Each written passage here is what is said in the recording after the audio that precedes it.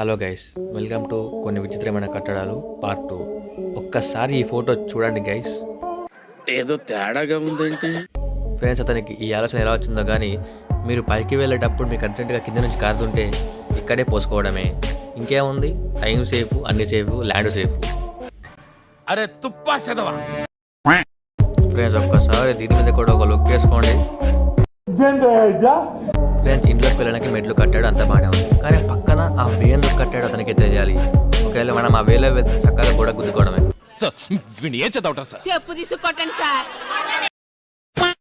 Friends, అసలు వీడిని ఏం అనాలో కూడా నాకు అర్థం కావట్లేదు. ఫ్రెండ్స్, అక్కడ ఆ హోల్ ముందుందో లేకపోతే ఆ జారుడు బలం ఉందో తెలియదు, కానీ ఎవడైతే అందులో జారుతాడో వాడికి పైకి వెళ్ళిపోయినట్టే. ఇంకా నయం, వీడి కంటే నేనే ఎంతో బెటర్. అంటే ఏం లేదు గైస్.